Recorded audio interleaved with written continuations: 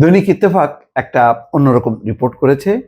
লুৎফুজ্জামান বাবরকে সার সার করে জড়িয়ে ধরলেন স্বরাষ্ট্র উপদেষ্টা। দেখেন, অসাধারণ সোজা সরল মানুষ।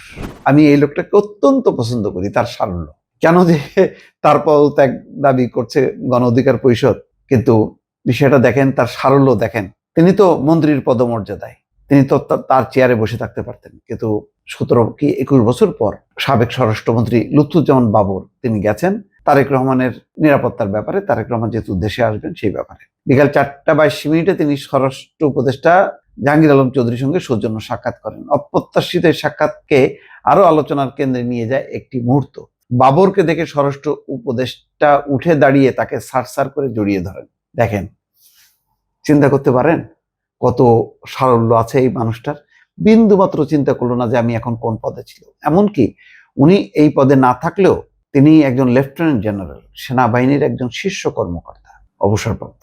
তার একটা সামাজিক মর্যাদা আছে, আর এখন তো তিনি মন্ত্রীর মর্যাদা। তারপরেও যেহেতু স্বরাষ্ট্র প্রতিমন্ত্রী লুৎফুজ্জামান বাবর অনেক আগে মন্ত্রী ছিলেন, সেই কারণে তিনি সিনিয়র, সেই কারণে সেই সম্মানটা তিনি দেখালেন।